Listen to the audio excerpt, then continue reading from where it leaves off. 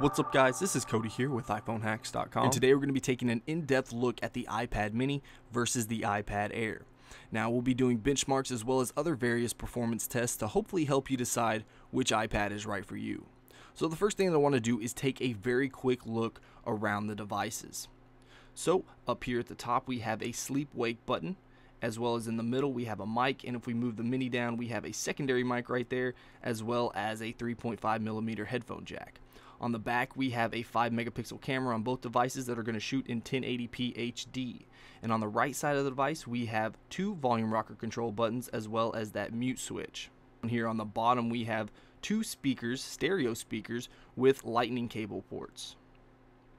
We have a regular home button, no touch ID here, and at the top we have a 1.2 megapixel front facing camera for FaceTime calls. We also have a depth of 7.5 millimeters for each device. Now if we take a look at the screens, they both have an LED backlit multi-touch display with IPS technology. Now the main difference is the Air has a 9.7 inch screen while the Mini has a 7.9 inch screen. Both have a resolution of 2048 by 1536, but the iPad Mini comes in at 326 pixels per inch while the Air is only at 264 pixels per inch. So let's go ahead and stack these on top of one another, that way you can get a better look at the size difference of both of these. You'll also notice that the bezel is a little bit thinner on the iPad Mini. Now if we put them side by side like this, you can see it's almost half the size of the bezel on the Air. But now getting out of the physical features of the iPads, let's go ahead and start doing some tests. Now the first test that I want to do is a boot up test. So let's go ahead and do that. So ready, 1, 2, 3. And let's see which one of these boots up quicker. So both of these iPads actually have an A7 chip with 64-bit architecture. They also both have an M7 coprocessor and 1 gig of RAM. So you're probably not going to see much of a difference in the boot up time since they have the exact same internals here. So you can see they pretty much started up at the exact same time. If there was any difference, it was probably just me not pressing the power button at the exact same time. So in this case, it's a draw. So the next thing that I want to do is go ahead and run some benchmarks. So we're going to be using Geekbench 3 to benchmark the processor. Now the first thing we want to do is make sure we're not running any applications in the background, and we're not, so that's good. So let's go ahead and swipe over here and open up Geekbench 3. And keep in mind that we have an A7 chip on both of these devices, but you can see here on the iPad Mini we're clocking in at 1.29 gigahertz, and on the iPad Air we're actually clocking in at 1.39 gigahertz. Now both of these devices do have 1 gig of RAM, so there should be the exact same internals, but they are clocking at different speeds. So let's go ahead and run this and let's see how well both of these do. So let's go ahead and skip ahead. And you can see that the iPad Air finished first with 1480 as a single core benchmark and a 2688 as a multi-core score. And on the iPad Mini we have a 1391 for single core and a 2523 for a multi-core score. And it's probably due to the processor clocking in at 1.39 rather than the iPad Mini at 1.29.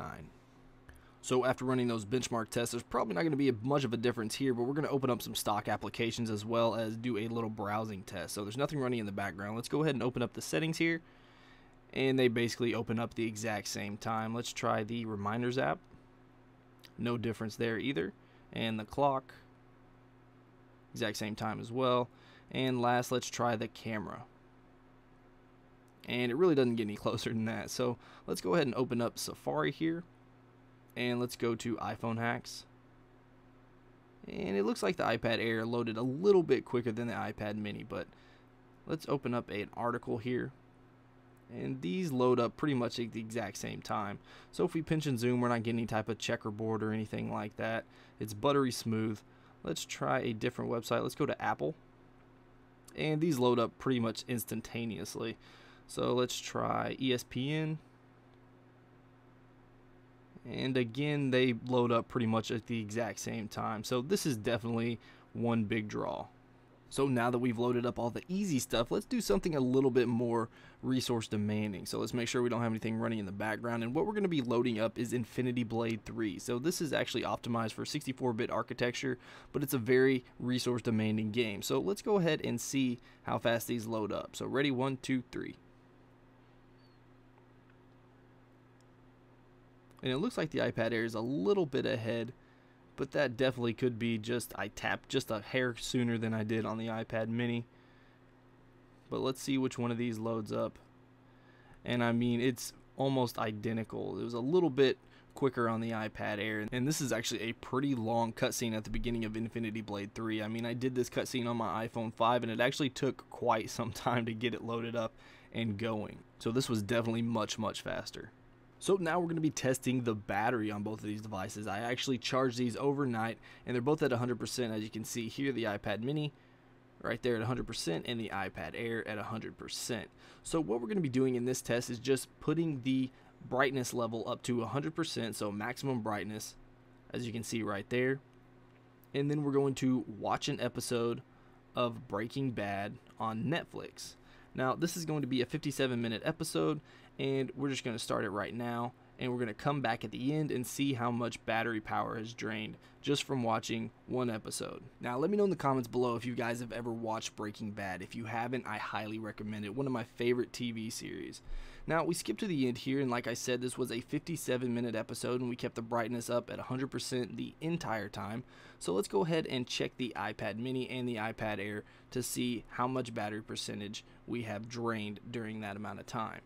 So first we'll look at the iPad mini, and we have 87%, and the iPad Air is sitting at 88%. So not a big difference when you're talking about battery power.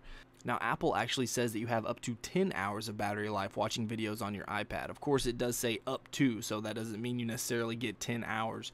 But using this calculation of taking a 57-minute episode of Breaking Bad and it taking 13% of my battery, I actually will only get 7.3 hours of video watching on my iPad. Now you could just turn down the brightness a little bit and you're going to get pretty close to that 10-hour mark. So I would say Apple's being pretty honest about the battery power of these devices. So next up, I want to go ahead and test these speakers and see if there's any difference between the speakers on both of these devices. So what we're going to be doing is just watching a YouTube video of mine that I recently did.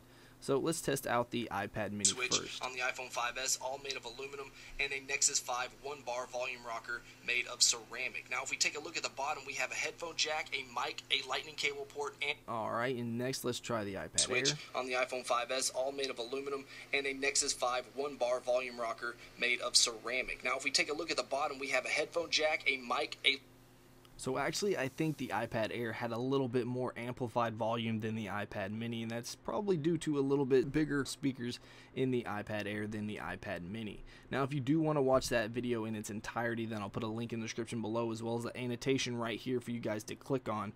That is the iPhone 5S versus the Nexus 5 video. So a lot of people that have purchased the iPad mini with Retina display have actually been complaining about the screen issue, where they think that the colors are actually being washed out. And so what I decided to do is go ahead and take a look at some of the wallpapers on these devices and put them side by side to see if I could tell any difference between the two. So the first one we're going to be looking at is this mountain range here, and you can actually tell a difference down at the bottom. There is a whole lot darker red on the iPad Air than you can see on the iPad mini. And what I want to do, so you guys can see this, because you probably can't see it very well, let me go ahead and bring it up a little bit closer here and let me focus in. Alright, so you can see right behind the wallpaper preview, you can see how dark it is. And now we look at the iPad Air and you can see that it's just much duller than it is on the iPad Air. So there's definitely a difference in the color of the screen there. And both of these devices are on 100% brightness, just so you guys know. Alright, so let's go ahead and take a look at another one.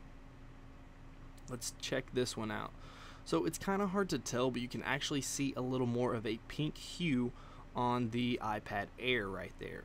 But on the iPad mini, you can't really see that, and I think that's due to that yellow tint that it has, or that yellow hue that the iPad mini has that you kind of saw on the previous picture, and it kind of cancels that out. So let's go ahead and take a look at one more, and you can see on this it's a whole lot more duller on the iPad mini and much more vibrant on the iPad Air. So what I'm going to do is I'm going to stack these on top of one another, so you can definitely tell a difference, especially in the purple, the dark purple right in the middle there. It's a whole lot more vibrant on the pretty much all those colors. The fuchsia color, the purple color, and the blue color are all much more vibrant than they are on the iPad mini, as you can see right there. So for me, I prefer to type on the iPad mini if I have a choice, just because it's really simple to reach across the keyboard and reach every letter with ease. Now, I'm not saying typing on the iPad Air is a hassle, but it definitely isn't quite as comfortable, as I sometimes find myself leaning the iPads toward my thumb in order to get those hard to reach keys. Also, for traveling or just carrying around your device, it's much easier to tote around the iPad mini because it fits in the palm of your hand. Now, if you have some pretty big hands, then you can palm the iPad Air the same, but for me, it's just not a comfortable way to hold it. Now, if you don't have a bag for your iPad, you can slip the iPad mini into your pocket just like that. It's not the most fashionable thing to walk around with a block in your pants, but it is convenient when you don't have a bag. And no matter how hard you try, you can't get that iPad Air into your pocket. So while the iPad Air has a nice big screen that's great for watching videos, the iPad mini makes up for that in size and portability. Not to mention it's $100 cheaper. It's also more pixel dense and the size is built for comfort. So my choice is the iPad mini. What's yours? Let me know in the comments below. And if you enjoyed this video, please hit that like button because it really helps me out. If you want to see more of my videos, then go ahead and subscribe. Alright guys, until next time, this is Cody with iPhoneHacks.com.